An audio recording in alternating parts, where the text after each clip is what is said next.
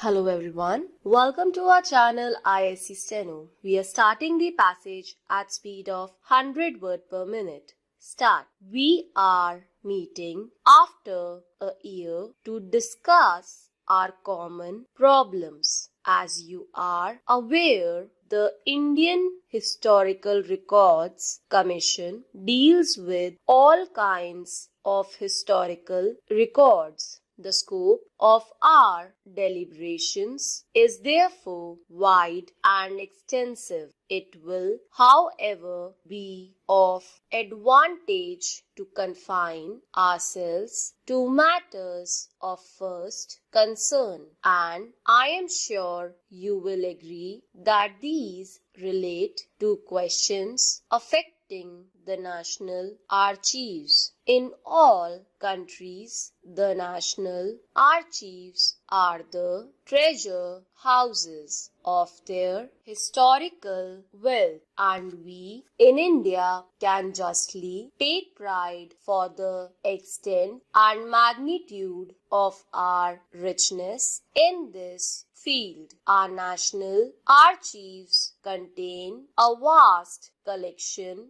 of records, but systematic series begin from 1672. Some of the latest records are as late as 1999. They therefore tell the story of nearly 300 years of a most interesting and momentous period of India's history. If what remains of the scattered records of the Mughal period are added to these collections, we can say that our records go back to the 15th century. There are not many countries which can claim records which go so far back. From the point of view of quantity, also, ours is one of the biggest collections not only in Asia but in the world. I cannot give you the exact number of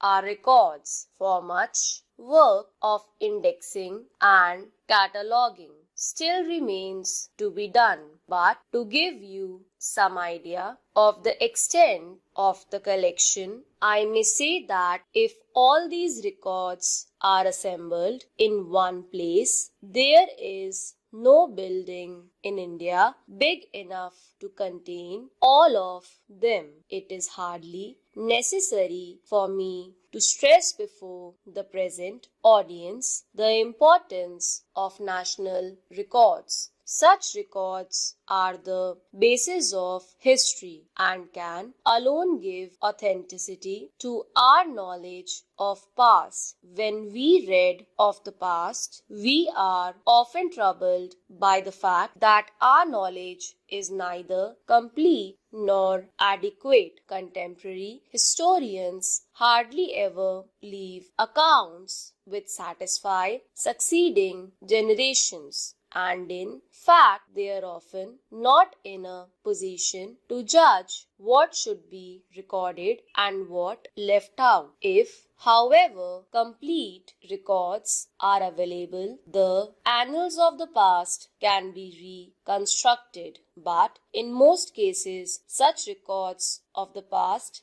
do not exist. We know that during the Mughal period, India had the instruments of civilized law. During the 19th century, the European states adopted the convention that all the state records should be open to the public. After a lapse of 50 years, the records of the Napoleonic era were thus released to the public in about 1870. The Napoleonic era was a period of great progress in different fields, and it was described contemporaneously by many well-known historians. In fact, all the known methods of history writing ever used in making the Napoleonic period vivid to the public of the day, but even then, when the official records became available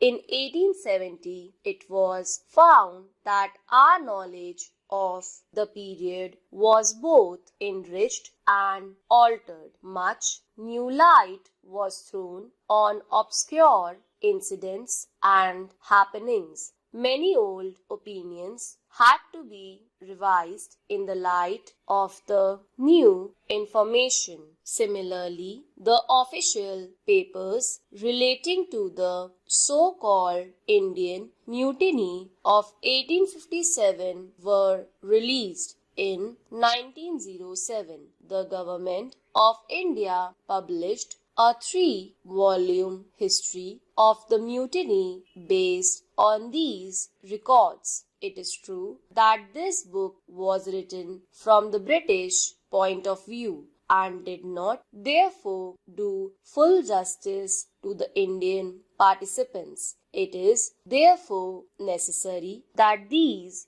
records should be examined afresh and a true account of the period written in as objective a manner as possible. Even then, the official history which was based on these records revealed many facts that were previously unknown and corrected many of our wrong ideas about the different characters who participated in these momentous happenings. These two examples show how essential records are for a true interpretation of history. If, however, the records are to be utilized to the fullest extent, it is necessary that they should not only be preserved but also arranged and classified systematically. There must also be sufficient number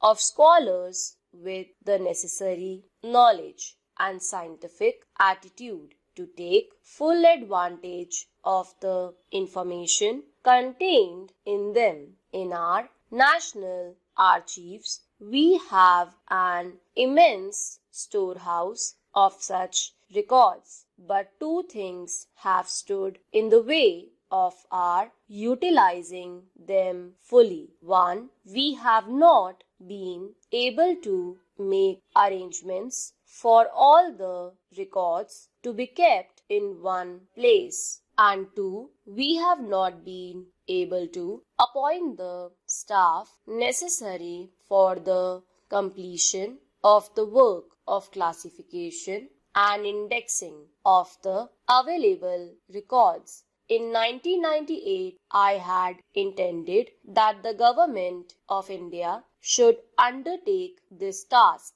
at an early date, and accordingly a scheme was drawn up for the improvement of the tempo and the quality of the work later. Stop.